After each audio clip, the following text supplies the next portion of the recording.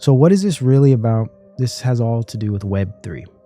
This whole bank scare situation, bringing out Web3, creating, or at least starting the development of the financial infrastructure that blockchain economics, also known as tokenomics, will operate on or through the Web3 infrastructure.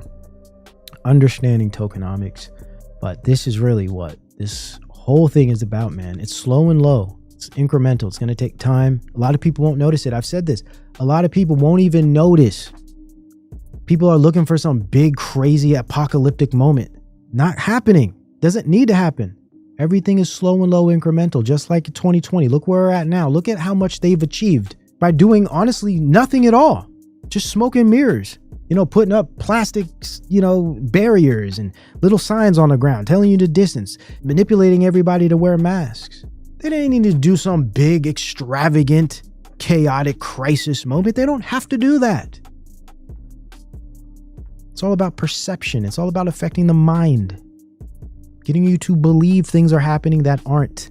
Getting you to worry, to be in this constant state of fear and stress. So your body will break down, and then you'll need them. You'll need their solutions. You'll need their technologies.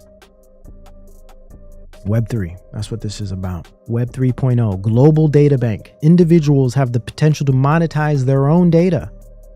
We're moving towards blockchain existence. To various companies who make use of this data to advertise exactly what you are looking for. And this is how Ray was able to see ads of his concerned interests. Ray was fascinated by how the internet has evolved and how it works amazingly. But at the same time, he was concerned about the lack of privacy offered by it. Ray, out of his concern, asked Aaron, is there any way that one can get rid of the loopholes of the current Web 2.0? When Aaron answered yes, there are a lot of ways to do that, using Tor browser, incognito mode, etc. But these are not permanent solutions, and there can be fluctuations in their reliability. But this scenario can be changed not just for you, but for everyone using the internet, with the help of Web 3.0. Ray was curious about it and asked, what is Web 3.0? Aaron explained that Web 3.0 is the next step in the evolution of the internet, allowing it to process data with near human intelligence through the use of artificial intelligence and blockchain technologies that run innovative programs to help users by providing them with their relevant choices. It's a significant step toward open, trusting, and permissionless networks. Aaron further added, to fully comprehend this, we must first explore the 4 key features of Web 3.0. First is decentralization. Blockchain will help decentralize data storage while also establishing trust in the virtual world. Because Web 3.0 allows information to be retrieved based on its content, it can be kept in several locations simultaneously, making it decentralized. This would dismantle the vast databases currently maintained by internet giants like Facebook, now Meta, and Google, giving more power over people. Second is trustful and permissionless. Web 3.0 will also be trustful and permissionless, which means that participants will be able to interact directly without the need for a trusted intermediary or permission from a governing body. Due to this, you can access any data relevant to your choice without any permission from any other node or third party. For example, if you are researching for some data, you don't need to accept its cookies, or you don't need to provide any sort of details, as there is a trustful bond between you and the web. Third is artificial intelligence and machine learning. In Web 3.0, through technology based on semantic web ideas and natural language processing, computers will be able to understand the information in the same way that people do. For example, I love Paris and I heart Paris may seem different in syntax. However, their semantics are nearly identical. This will help the user to achieve more relevant content to their choices and will provide them ease with internet browsing. Fourth is connectivity and ubiquity. In Web 3.0, the internet will be accessible to everyone, anywhere, at any time, because IoT, Internet of Things technology, will launch in several new smart devices. These internet-connected devices will no longer be limited to PCs and smartphones, as they were in Web 2.0. That's what this is really about.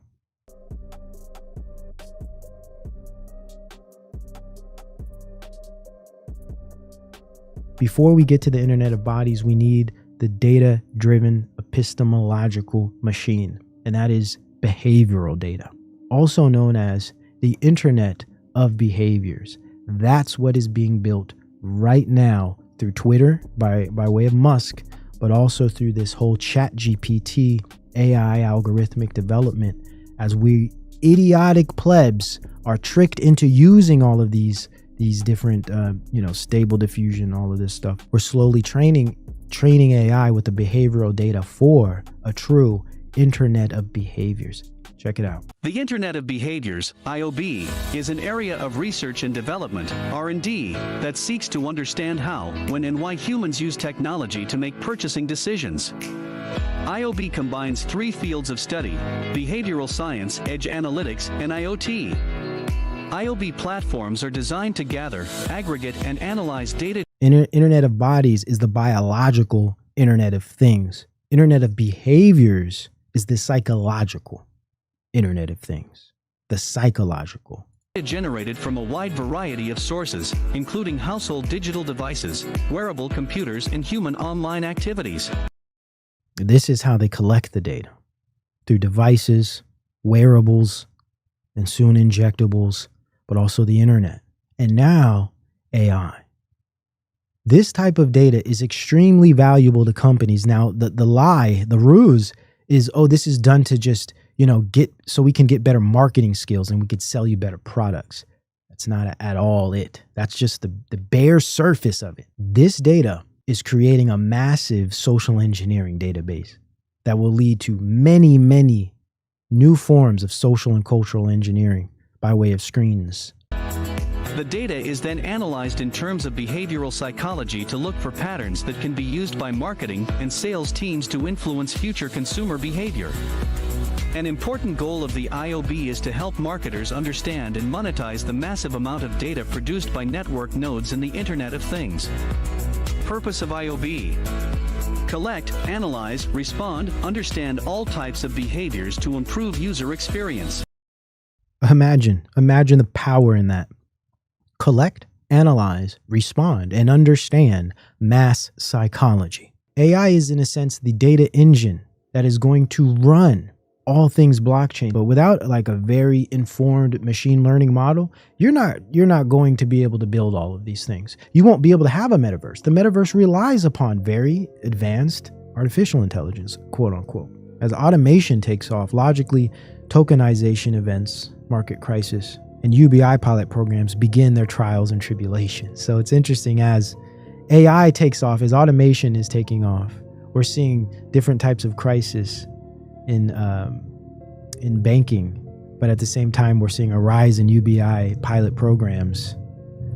Interesting how all of this is happening at once.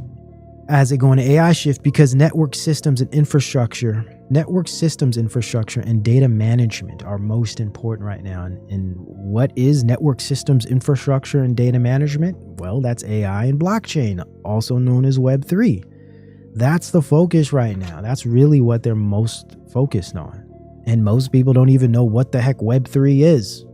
A bigger issue is open source human capital markets, really. And that has to do with institutionalized social data physics, which is turning humans into human capital, data-driven epistemology, and all these open source markets that are coming. It's much bigger than the CBDC as McDowell describes. CBDC is the surface. And Web3 will enable universal spatial networks systems, which will bring in a global citizenry, a token economics, and digital identification. DigiID, for it to work properly, internationally, interoperably, it has to have a strong AI and blockchain system. And that's why all these big tech guys are all moving towards AI and blockchain development, because it's not there yet. Here's another one. Investor interest in generative AI soared in 2022, right? So just more examples of this. AI is the move right now because it's the brain. It's the global brain. Not to say it's going to end humanity or anything, but it's definitely going to change it big time. Big time, man. People are eating this stuff up. That's the problem. So this is another part of this. Panoptic surveillance. This is another part of connecting everyone to the spatial web to to have full spectrum digital dominance, right? Here's another one. So through this, what's created is a type of pseudo-individualism. So this is something that's being sold through the works of the libertarian movement of the day, right? Especially Musk and all of his backers. This whole centrist, libertarian, anarcho-cap movement is actually a massive part of the PSYOP and will be a driver in its success through a pseudo-individualism, almost a hyper-individualism that comes out of neoliberal economics or neoliberal finance cap. So here, it's pseudo-individualism designed to produce false sense of self, false sense of freedom, and a false sense of progress. Neoliberal ideology of individualism that shifts all responsibility for success or failure to a mythical, atomized, isolated individual doomed to a life of perpetual competition and disconnected from relationships, community, and society. Individualization is a consequence of long-term process of modernization. I would argue otherwise. In fact, I'd say it's a process of post-modernity, answered by supermodernity. She calls it the second modern age. I think what we're working towards also, not just spatialism, but in spatialism will be AI governance, what they call digital governance, AI-controlled government. And this is the creepy part. And I think this is why we see, babbling, barely there Biden as president, because soon enough, we won't have men in office like this anymore. We'll have stand-ins, I'm sure, just to speak to the cameras for the media. Really, as far as the decision making, we can see that moving more towards quote unquote AI making these decisions. Crafting an AI strategy for government leaders. Does your agency have a holistic AI strategy? So they're already outsourcing governmental duties. They're already outsourcing governmental systems to AI. AI strategy is crucial. Right? This is going to be the big push. All countries, all governments, what's your AI strategy? Because it's again, technological determinism, right? It's just this preconceived notion. We're just going in this direction. There's nothing anyone could do about it. Everyone's on board, lockstep. Just like with the WHO biosecurity lockstep system of pandemic accords, same thing with AI digital governance. It's the AI digital governance accord. What's your AI strategy? Because every country is going to be using AI to run its governments from this point forward. Hence, moving into a new era, the end of an age, the end of an era as we move into true supermodernity. What constitutes an effective AI strategy for government? Can you guys believe this crap? Different types of AI can be used for different government problems. Here it is, guys. Here it is. Speech recognition can help in dictation and phone assistance. Machine translation can be applied in international relations, defense, intelligence, and domestic areas.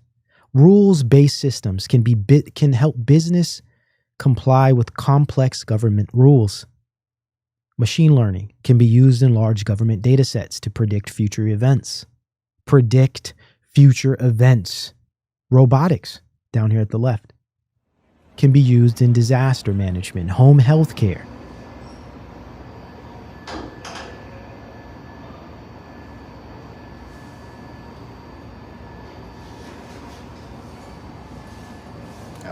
That didn't work out for the dog so well. Japanese moonshot project rings a bell there. Computer vision can identify criminals from surveillance footage. Yeah. Defund the police, bring in the robo-dogs, the AI-linked cameras all over the place, smart environments. Remember all of these things we've talked about here for years? Here it is, all being implemented by way of AI digital governance. Full automation, guys. But not just, as your personal assistant. No. That's the foot in the door. See? Harness AI for your personal entrepreneurship business. No, that's foot in the door. The real goal is AI governance. Yeah, man. Yeah. Now let's get into India. India AI. This is huge. Digital governance through AI. The various stakeholders must join hands to ensure that AI is used for benevolent purposes. Ensure? How are we to trust any of y'all, man? Look at how they've handled things over the past several years, and we have to rely on you to ensure benevolent purposes of AI, ethical AI. That's an oxymoron. While successfully narrowing down the digital divide, India now has an exceptional opportunity to harness the data being created to benefit citizens through an adoption of frontier technologies. I'm showing you India's program here because this is the prototype of what we're going to see implemented here in the West. And I think it's essentially going to be done through governmental payment programs because that's how they did it in India. I'm going to show you that here.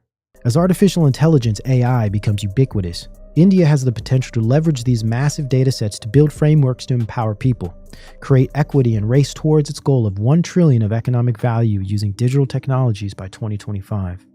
A recent PwC report indicates that AI can provide global economic value addition up to 15.7 trillion by 2030. Recognizing this potential, the government released the National Strategy for Artificial Intelligence in June 2018, which serves as a roadmap for the government to adopt artificial intelligence to increase efficiency. Again, efficiency every time, right? That's the ultimate goal of the scientific worldview: efficiency, mechanization, instrumentalism. Adopt artificial intelligence to increase efficiency in delivery of services. We're moving towards a service economy, digital services, cultural services through human capital. Everything digitized, pure information, human as pure information, ones and zeros.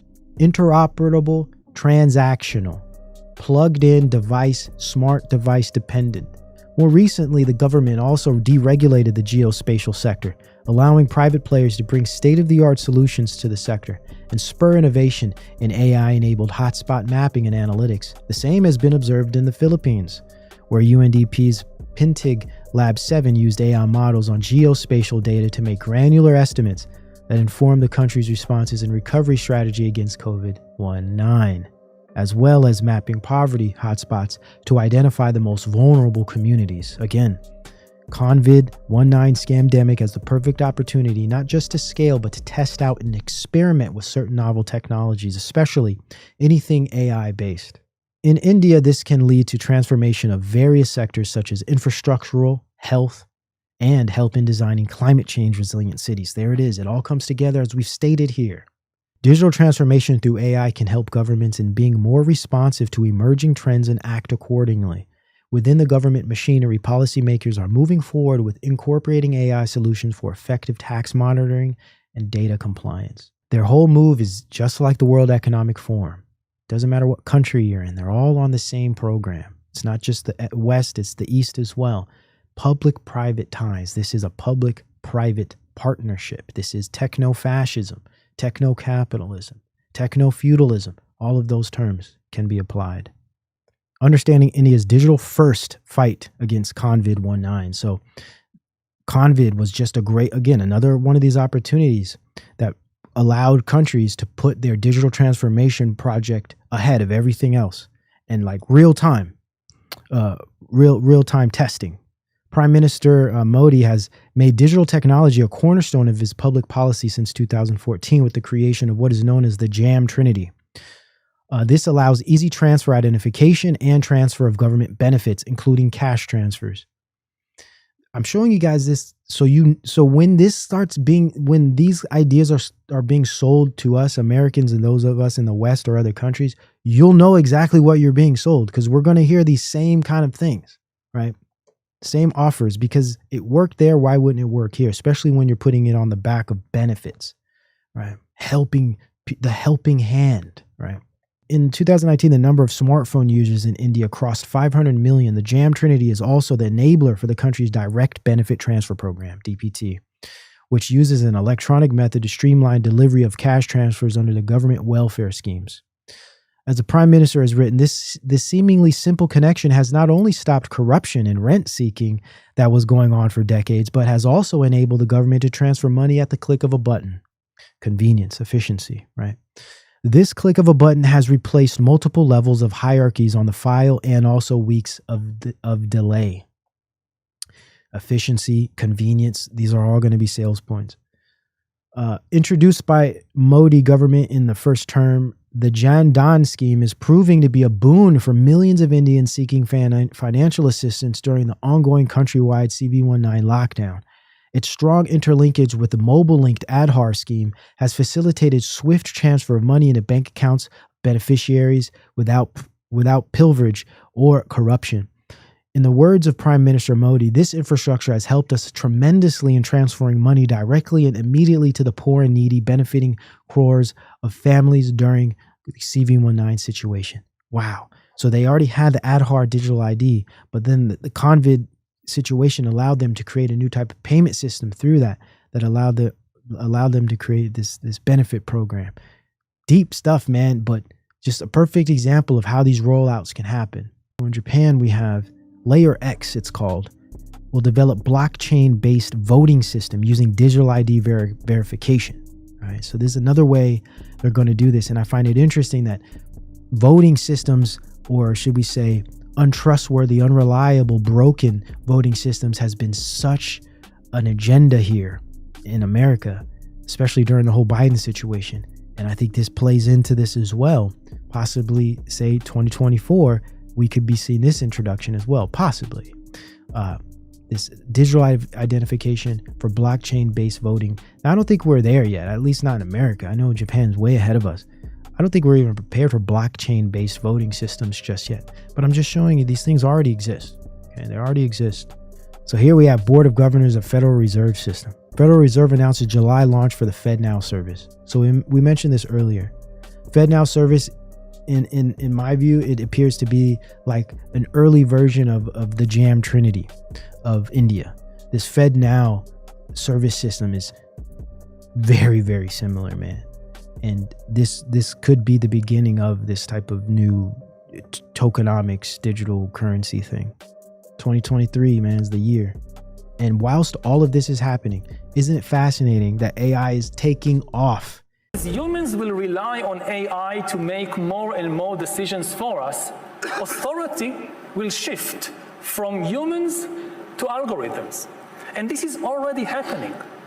Already today, billions of people trust the Facebook algorithm to tell us what is new. The Google algorithm tells us what is true. Netflix tells us what to watch, and the Amazon and Alibaba algorithms tell us what to buy. In the not so distant future, similar algorithms might tell us where to work and whom to marry, and also decide whether to hire us for a job, whether to give us a loan, and whether the central bank should raise the interest rate. And if you ask why you will not give a loan, or why the bank didn't raise the interest rate, the answer will always be the same. Because the computer says no. And since the limited human brain lacks sufficient biological knowledge, computing power, and data, humans will simply not be able to understand the computer's decisions. So even in supposedly free countries, humans are likely to lose control over our own lives and also lose the ability to understand public policy. That is why AI is being just thrown on the public, is to get us entrapped by it, such that it's accepted wholeheartedly, universally, diffused, standardized in industries and institutions, to the degree that it becomes an integral part of our governmental system. And at that point, things you just heard right there will become a reality. So for me, it seems like AI will be manipulated in a way that achieves certain goals, certain ends for certain groups, those groups that are in control. So that's what's even worse about the AI is it won't even be legitimately used. It won't even be authentically used. And I guess we shouldn't expect that from governing bodies, etc. But I have written here in my notes, AI most likely will never be used honestly by its pure logic, in that it will be programmed to hold preconceived positions, political, ideological, from which its logic will flow. Programmed false presuppositions will preclude its generative power potential. It'll be a yes man, a psychosocial engineering software. basically. We're being presented basically a psychosocial engineering software that's already pre-programmed to deceive us. That's the worst part. It's not even going to be really used for its generative strengths and power that it could possibly present. It always shows, man, you put machines, technology in the hands of man and his flesh, he's going to ruin it, and he's going to deceive, and he's going to destroy. The GPT-4 both came out on the same day. We're here with the AI race wars. Replacing building a presentation and writing a document, it's outsourcing innate human features. Its ubiquity of service will increase velocity of public acceptance, which will induce systemic diffusion. Once we have systemic diffusion, that's when it's going to be offered up to mass industries, and then it will eventually become part of our government. And that's when the trouble begins. Because then we won't know truth from falsehoods. We won't even know what's real anymore. Content in general will be subject to AI control from here on out. That's the big problem. That's why I believe supermodernity starts now, because AI is here and it's being used by everyday people. It's no longer stuck in certain, technology companies' offices and certain massive computers. Now everyday people are using it. It's here. It's transforming the reality right now. You got girls using, filters. You don't even know if they're real or not. You don't know what they look like. This is it. It's here. It's been unleashed. So we're going to dig our own hole and dive in. No longer will we ask, do you remember reality before the internet? Now the next question will be, do you remember reality before AI? Think about it. Once AI is everywhere and everyone's using it because everyone's narcissistic, everyone's secular, they don't believe in nothing. They don't have no limits holding them back from its usage. It's all about the hustle culture and this Tateism, get over. Imagine when everybody got AI in their pocket. This is warfare, man. This is social warfare between man. Intercultural, intracultural, intrapersonal. Digital socialization. So this is social reform and social engineering via data-driven epistemology, data-driven society, or an algorithmic civilization. That's where a lot of this AI is leading. An algorithmic civilization, which is what e-governance is. Just let the AI, let the algorithms control all the systems. That way we don't have to worry about what men and women are doing. We don't have to deal with the falsehoods and emotions of humanity. Just let the systems control everything.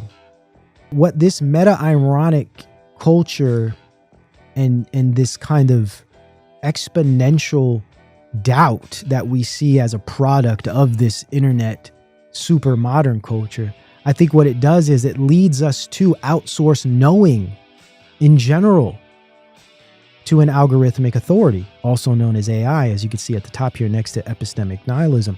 Outsourcing knowing to an algorithmic authority. Speaking of outsourcing knowing, I think, agnosticism, for instance, right? That people take the position of agnosticism. So I think this is kind of a hole we're put into when everything is absurd and we don't really have any stable, absolute foundations. What we do is we just believe in whatever we're either told, or we just completely outsource our ability to know, right? To AI, to the machine, to algorithmic processes that know better because they have more data, right? They have better recall, right? So I'm ending it here with these ideas of meta-irony, because I think this meta-irony, this culture, that's just works from a postmodern philosophy, right? It's just a logical conclusion to post-structuralism. So with this kind of new culture that don't believe in nothing and everything's a joke or everything's pornographic, there's no foundation for truth. So really, how can you know anything? Because you can't trust anything anymore. So what do? You trust the AI. You trust the e-governance, right? You trust the chat GPT-4 or 6 or 10 because it just knows better. It's getting better every round. Why think? Why? What's the purpose of original thought anymore when you could just push a button and have this thing do everything for you? Do you see how all of this combines? Whether it's the culture or the technology or the systems that surround, they're all connected. So here I've written, quoting myself, changing images of man changes the man's image of man's technologies. As these images lose their borders, boundaries, They fail to have differentiating systems of value, meaning, and purpose. The added sowing of doubt in a general ethic or objective basis for value creates a system of instrumentalism. Mystify the qualitative in pursuit of standardizing the quantitative. If meta-irony assists in sowing cultural and epistemic doubt, it essentially succeeds at instilling a belief system of epistemic nihilism. So I think this is really what we're experiencing, especially with the younger generations, is this systemic sowing of doubt in culture, in ethics, in morality. What it does is, and in just values in general, creates a system of instrumentalism. And what I mean here by instrumentalism is that we all become instruments of the technologies around us. For instance, we all become data. We all become ones and zeros because we don't believe in anything. We have no limits. We have no reason to say this is wrong other than I'm not interested or it doesn't feel good. No, those aren't legitimate arguments. So if you have no legitimate argument for why this technology shouldn't literally take over your life and destroy you, you become a sitting duck, vulnerable, and fattened and prepped for dining. Human artificial intelligence, not artificial intelligence. We become the artificial intelligence as we outsource our abilities and cognition to the machine. Now, this shows the limits to reason, because if we follow reason to its conclusion, well, we might as well just become the machine, logically. Now, quoting myself here, given the degree to which we preoccupy ourselves with more information than we can naturally process, info glut, a very logical solution would be to incorporate mechanisms within our lives that can shoulder the attentional weight we take on day to day. A mechanism that far exceeds our natural ability to process, retain, and recall information, yet can seamlessly be integrated biologically, opposed to a device dependence. Thus, efficiency of speed, instantaneous access, informational breadth, and intrapersonal networking makes for an enhanced human AI biodigital system, Human Plus. Infoglut at the bottom here. Information overload, a consequence of the extremes of data consumption/collection, a dilemma rationally solved by leveraging machine language modeling, or MLM. As Musk would say, yes, integrating with AI is perfectly rational because we've given ourselves a new world of information that is more than we can even process naturally.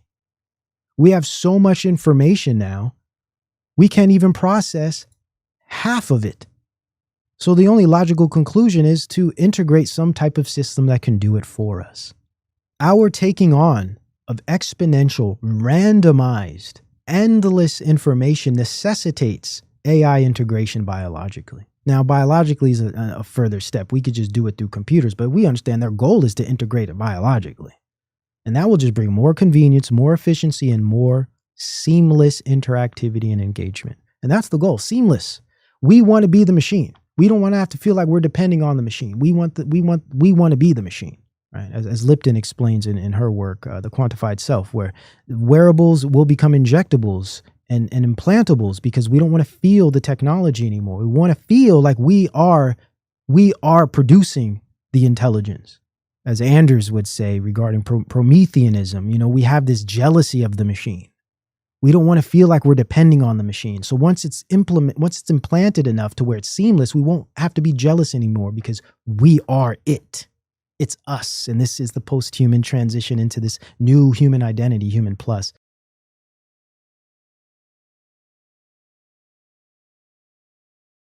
But once you can probabilistically and through modeling be able to much better see what's going to happen. Take, for example, the fact that we already can start to see signs of Alzheimer's many, many decades potentially before a person starts to manifest the condition.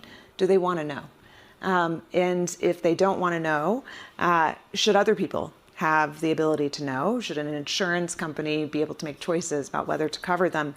Should an employer have access to that information to make decisions about whether or not they are somebody that they ought to employ? transforming medicine and redefining life, life as we know it and humans as we know them today.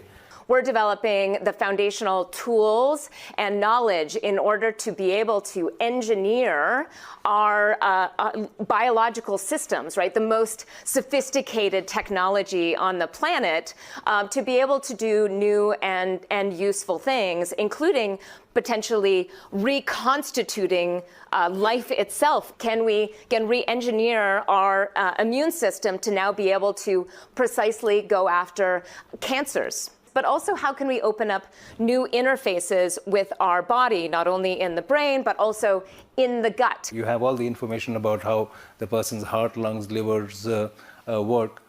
You can know what's going to happen to them. There are some ideas around that.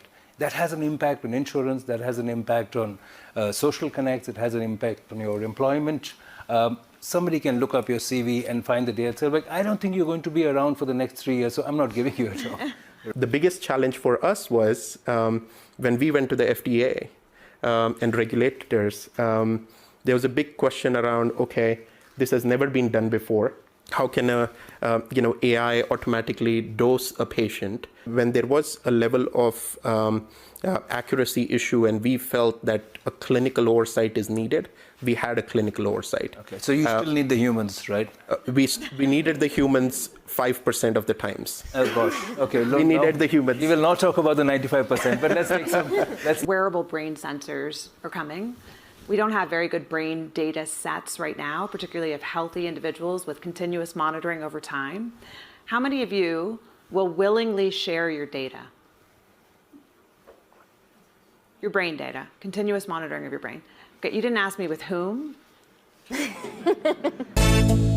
no, to the no, no, no, hell to the no. If we can design our world differently, which we can, so that that's not the fear that people have, but there's actually a benefit that they see societally for humanity to share their data, then we'll get these insights. AI will transform and revolutionize healthcare and what it means to be human. It's my view that AI is being rushed, accelerated, and overblown and culturally exaggerated such that it can be regulated. But with this regulation comes austerity, which is new forms of policy that tend to be against the public and tend to be for the corporation. Who's in control of the truth? Who is in control of reality? Okay. This is what the battlefield will be about regarding AI. Who is the true authority over knowledge? Because what's going to happen is all of us plebs are going to be psyoping each other with these technologies. We're going to pollute. We're going to pollute the airwaves. We're going to pollute the online environments with total nonsense. Artificial intelligence companies could become so powerful and so wealthy that they're able to provide a universal basic income to every man, woman, and child on Earth. That's it. That's one of the big sales points. That's something AI will be doing, because essentially what they want is AI to manage everything, whether it's government, economies, education, right? Matter of time. Parents are going to be utilizing ChatGPT 12 student authority AI to raise their children. AI technology will replace the education. This is why they're imploding education. What you'll have is a new culture of young people who no longer think it's important to know things personally. It's not important to study and actually read and have an authentic database in your mind that takes time and effort and discipline to achieve and acquire. That's no longer important when you have this kind of quick McDonald's-like information system called AI that does all the thinking for you. The problem is this narcissistic society is going to, in a very creepy way, because you already see girls doing this with the filters. The filter of them becomes them. They believe that's who they are. Just like this new AI will have everyday people thinking they're some type of intellectual because they have all this endless knowledge and arguments that this AI will come up with. Writing full essays, book reports. I mean, why read a book? Think about this. Think about what this is going to do to the human mind and the capacity for cognition and for critical thinking, for thought, memory, recall. All of these things will atrophy over time. Oh my gosh. Trying to act as suicide. When I hit the scene, it's homicide. Diamond pick and ring the lollipop. For the head, I pull up in the drop. Diamonds colder than a glacier. Now, I'm sure many might not know who is that, but this is the AI mimicking what's his name, Lil Uzi Vert, and just on the spot creating a Lil Uzi Vert track. Now, for those who are familiar with this music, you could probably tell it's not truly him, but it's pretty damn close. It's rather uncanny. And this is the Turing test being totally broken. Okay, this is sealing the uncanny valley right now. Crazy stuff. Yo, that is actually crazy. Now, when you consider this McDonald's, conveyor belt style culture that's being developed now, so far removed from authenticity and even the process of creation, like even here, I'll spend literally like 20 hours producing and editing a 2-hour documentary, and people will complain about things, or they'll just disregard it because they're just so used to being inundated with endless content that they have no understanding of what it takes to actually produce things. They have no understanding of the time, the concentration, the creativity, right? The patience, right? The energy it takes to produce even short little clips, opposed to, say, a 2 to 3 hour documentary.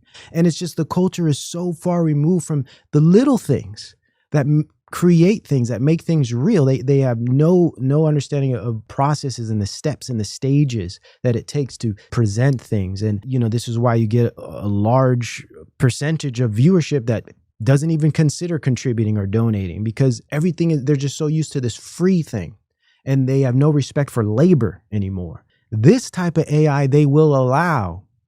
And this is the type of AI that's going to creep into everyone's personal experiences day to day and slowly replace aspects of themselves, aspects of their life, their identity, their behaviors, their innate human instincts will be replaced after plenty consistent use over time of these types of generators, okay? What is going to be offered through AI to the general population is going to be crippling, absolutely crippling. What they will do is they will save the systems. They will save the corporate networks. They will keep those areas of civilization and industry and institution away from the dangers of AI. But they won't do the same regarding the use of AI and the people. The people, the minds, their bodies will be sacrificed on the altar of artificial intelligence.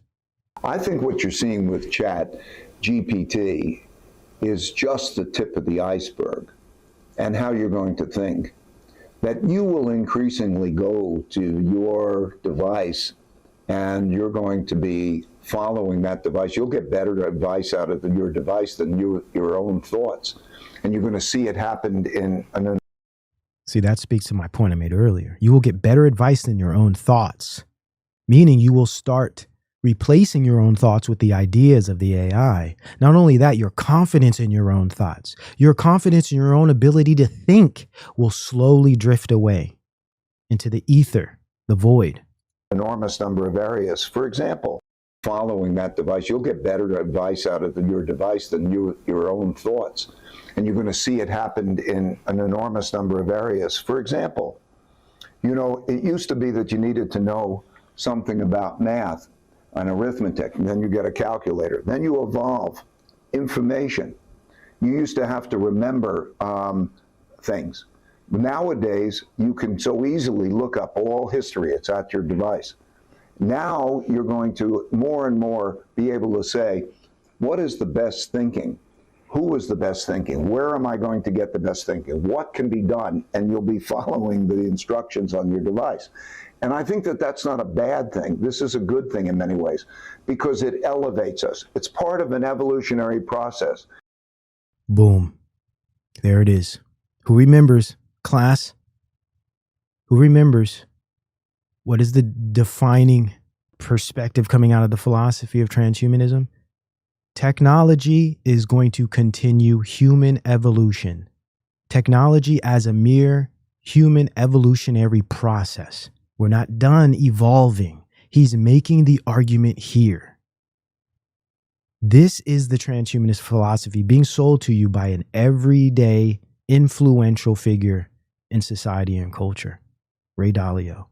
This is how they sell, should I say, this is how they initiate all of us into the transhumanist nightmare. We're going to more and more be able to say, what is the best thinking? Who is the best thinking? Where am I going to get the best thinking? What can be done? And you'll be following the instructions on your device. And I think that that's not a bad thing. This is a good thing in many ways because it elevates us. It's part of an evolutionary process in which technology is increasingly replacing parts of man. You know, the physical you. In the old days, man, physical labor mattered. More and more than machines replace that.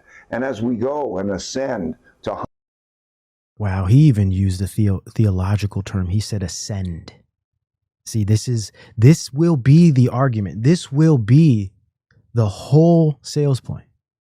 This technology is going to help you ascend to a higher plane, a higher realm. It's not just a type of trans-biological evolution. There's going to be a spiritual element to this shortly. It's going to take some time, maybe even some decades. But this is where it's all moving towards. The new gnosis, the Gaian worship of the AI God. Higher and higher levels of thinking that the brain increasingly is being able to use. And that raises you because you can then think about how then machines replace that. And as we go and ascend to higher and higher levels of thinking that the brain increasingly is being able to use, and that raises you because you can then think about how do I think? What are the principles? So for example, if you think about principles, and I think about this tool in the form of principles, you can go get the best principles from wherever they may come and consider them, and then also... Look at how he's looking up. Looking up. You can get the best principles as he looks up. We understand the best principles do come from above, but that's the Most High God. That's where we understand the not best, the only principles, the true principles that instruct you on how to live. What is knowledge? What is wisdom? See this? We understand where the true principles come from, and we don't need some silly software to give us principles. Again, this goes right back to this super modern, postmodern society where everything's amoral, relative, and subjective. No one believes in anything anymore. Not only will we need AI to tell us what to eat for breakfast, but we're going to need AI to tell us right from wrong. Principles from wherever they may come and consider them, and then also make your own principles. So I think all of this helps to elevate us, but it's going to change the dimension of the world that we're in. The representatives, here's just one of them, one of these representatives. And it's just fascinating to me how it doesn't matter what sector they're from, whether it's economics or academia, public health, state politics, local politics. It doesn't even matter. Every single one of them are selling us the transhumanist philosophy from a different direction, right? Every single one of them. So what's really interesting is as the AI systems get more capable, they don't automatically become better at doing what humans want. In fact, sometimes they become less inclined to following human intentions. This is what we call the alignment problem. I think solving this problem is of critical importance if we want life on Earth to go well. So how do we make sure that the system actually acts in accordance with human intentions and in accordance with human values? Who's we? What you talking about, Willis? Who's we? Human intentions? It's a pretty broad statement there. It's very vague. What humans? Who is we? What you talking about values? What are your values? What are our values? Do we have values? We don't. And anybody with a semblance of, brain cell function, I think can figure that out. We don't have values. Values are slowly being structured into an amoral blob, an abyss of pleasure seeking. We might be able to generate not just pictures by asking for pictures, but entire films in the way that a writer might ask a film director to produce a film, and $200 million later you have a film. But now you can simply talk to a machine, or perhaps in 10 years' time, and it will produce a video, a movie, anything you want. So amazing authoring capabilities that are currently out of reach except for billionaires. And of course, looking on the bad side, those weapons that United Nations told us about being used in Libya in 2020 are going to get smaller and cheaper and eventually form enormous swarms of millions of lethal weapons that will wipe out entire cities or ethnic groups as specified by the people who launched them. So those are some extrapolations from visible technological advances. But you have to remember that those visible technological advances were invisible gestating technologies and ideas decades ago. So deep learning, for example, was a technology coming out of research labs in the mid-1990s, not in the mid-2010s. And so you have to think, if we want to understand the future, what is gestating now in the research labs around the world? What I see gestating now is ideas for general-purpose AI. So what is general-purpose AI? It means AI not for specific tasks like driving or producing videos, but AI that can do anything that the human mind can be turned to. Your own personal assistant. Because of the enormous bandwidth, speed, memory advantages that machines have over humans, we would expect that general-purpose AI will far exceed human capabilities in almost every dimension. So then we have to ask, what happens if we succeed in creating this? So we might look at general-purpose AI as a tool for doing what human beings already know how to do. With all of our advances of civilization over the last few thousand years, we can now deliver a nice, pleasant standard of living to a fairly large number of people. And because general-purpose AI could do that by definition, it can do anything that humans can do. It could do that at much greater scale at far less cost. So we could lift the living standards of everyone on Earth to what we think of as a respectable level. And if you do the mathematics on the back of an envelope, that's about a 10-fold increase in GDP. And the net present value, that's the cash equivalent of that increased income stream, would be about 13.5 quadrillion, that's 13.5 thousand trillion dollars. So that's a lower bound on the value of creating general-purpose AI technology. Of course, we might do more things, right? If we have access to more intelligence, we could have a better civilization. We could have much better healthcare, education, much faster advances in science, and perhaps, well, okay, maybe not better politics. Better, better, better. Progress, progress, progress. These terms are always used. Better at the expense of what? But of course, there are some other questions. And in fact, the previous panel started to explore some of these. What will human beings be doing? Right? And this is a picture from Wall-E. And in Wall-E, the machines are now running civilization for humans. And of course, what's the result of that? The humans don't need to know how to run their own civilization. And so they don't know how to run their own civilization. And they're depicted. Bing, bing, bing. Possibly the plan reminds me of the Republic, Plato. You know, people are just too ignorant. We need to create top-down authoritative industries that are controlled digitally such that we know everything that exists. We know how everything moves, full spectrum dominance, omnipresence, omnipotence, omniscience. As infants, even though they're adults. And that would break a chain going back 100,000 generations, where each generation passes on what we know to the next generation so that our civilization continues. And that's been happening even since before there were human beings. Pre-human species were doing that, and that continues to the present day. And the big danger is that that ends. And then there's another question. This is Alan Turing, the founder of computer science, and he was asked what happens if we succeed in a talk he gave in 1951. And he said, it seems probable that once the machine thinking method had started, it would not take long to outstrip our feeble powers. At some stage, therefore, we should have to expect the machines to take control. As fast as possible, we need to destroy all ineffective boomer incumbents. We need porn. Use Urbit instead of the megacorp internet. We need to accelerate AI as fast as possible. We need to destroy all ineffective boomer incumbents. We need to disintegrate all evil bureaucracies. And we need to do all of this, frankly, as soon as possible.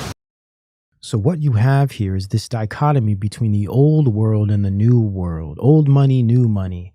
The old and tried and true and overdone generational conflict and polarization. Yes, PSYOP indeed. What you have here is, hey, the big, bad, ignorant boomer, old world, old money fogies are getting in the way of our new world, new money, libertarian, crypto bro saviorship of tomorrow.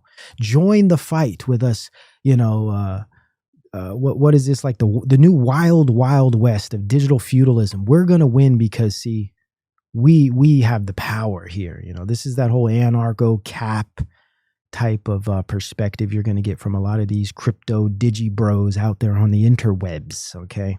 This is the big psyop. This is another polarization effort to stretch everyone apart and feed into this great transition or digital transformation. Don't fall for it. Be wise. Be wise. The bill goes on to state that this will happen by the president appointing a secretary of communication. That secretary then forms a group on their own without any voter input whatsoever. This group can have meetings behind closed doors. They don't have to disclose anything. They can ban and deem anything inappropriate or a risk to security at any moment in time. And if they do, they can go through your instant messages, your emails, texts, basically anything that uses the internet, and they can censor it. So in summary, this bill can effectively ban anything the government deems inappropriate extremely quickly without warning. The ramifications of this range from breaking up mass communication methods to even watching the cameras in your home, aka spying on you. It really is that bad, and I am not speaking how we use. Wow, this isn't surprising. Ministry is truth. Exactly, Nikki. Here we are. As it develops, unfolds before our eyes. Interesting how this all happens shortly after the scamdemic, where everything was about, whether it be track and trace because of biosecurity or type of ministry of truth of sorts, a proto version, silencing, censoring, striking, removing, flagging videos for misinformation, disinformation. This is just the conclusion to, or should we say the development of, the following of this type of, truth issue, information warfare, basically. So we're seeing, again, as we've said for years now, it begins with the culture, creating the problem, getting the reaction, the cultural reaction, with the solution of a technological type, technological solutions to all problems. And again, getting back to the concept of authority, in a world, an era of pure information and digital influx, where everyone is just being inundated with so much information, right? Knowledge increases. More information than we could even deal with, let alone a massively narcissistic society. Ignorant, arrogant, hypervigilant, hyper-progressive, hypersexual, all of these things. Do you think they're going to make good decisions? Do you think these populations of people are going to operate from a place of sense making or crazy making? I would argue crazy making, and that's the goal. Make the internet crazy, such that rules, regulations, and forms of truth authorities can make literal policy. Again, it starts with the culture. You create the cultural reaction, the solution being legislation, policy, codify it. And then you think about just this ministry of truth and authority and the concept of what's real, what's not real, and knowledge. Of course, we think about the recent fact checkers, right? Who's fact checking the fact checkers? We knew that we had to monitor our enemies. We also come to realize that we need to monitor the people who are monitoring them. Well, who's going to monitor the monitors of the monitors? I'm asking the same question. Who's monitoring the monitors of the monitors? For starters, what should I call you? I'm Chloe. And you, what's your name? Oh, John. My name is John. Delighted to meet you, John. Could you tell us a little about yourself and what you can do, Chloe? Of course. I'm the first personal assistant built by CyberLife. I take care of most everyday tasks like cooking, housework, or managing your appointments, for example. And I understand you're the first android to have passed the Turing test. Could you tell us a little more about that? I really didn't do much, I just spoke with a few humans to see if they could tell the difference between me and a real person. But it was a really interesting experience. But this is the first time in history that man has created a machine more intelligent than himself. I gather your brain can perform several billion operations per second. Is that right? Absolutely. But I only exist thanks to the intelligence of the humans who designed me. And, they have something I could never have. Really? And what's that? A soul. Yeah, that's where they want this to go. Okay. Sentient. With sentient AI, what we get is posthumanism, whereby the human essence is no longer considered an essential category or a hierarchical category, in that it levels everything out. man, machine, animal, plant, substance. All one substance, very animistic, very Spinozan, right? Demonstrate or express some type of feudalism, and that's where we're going. You know, it's you pick what you want, man. It's either fascism, feudalism, or a little mixture of all of these things. We'll never have a theocracy. You know, we'll never have any type of stable, uniform worldview or religion. We won't even have a religion in its true sense. You know, we will have this amoral, relativist, Gaian, New Age, scientific, confused, illogical religion. Yeah, that's what we're moving into now. This type of new gnosis, this slash data-driven epistemology. It's just an amalgam of ideas that don't fit together. This is the world we're moving towards. Just pure insanity, pure chaos, pure absurdity, things that philosophers have been talking about and predicting for generations. It's all happening. So we're really coming to a point where we have to address some of these things, and we're coming to the point where philosophical ideas regarding politics are no longer useful. So even the concept of like libertarianism, you know, liberalism, these are all concepts that don't fit the world any longer, because we're now in a parallel where there's a digital layer that's being superimposed over reality. No time prior has experienced such a thing, such that the ideas of the past no longer fit the experience of the present. So even using Marxist perspectives or calling people Marxists isn't accurate anymore. There's relevance there. There's elements that are true. It's useful in certain conversations or making certain arguments, but it's more complex than that now. Even the concept of capitalism no longer fits. All of the old world, old ideas, old philosophical positions are now being challenged by new ontological representation of reality, such that people will no longer agree on what's real and what's not. And how could you make any type of standard, right? Any type of law, rule, policy, without having a fundamental uniform foundation of what's real and what isn't real? This is information warfare. This is ontological warfare. And AI is only going to exacerbate this by design.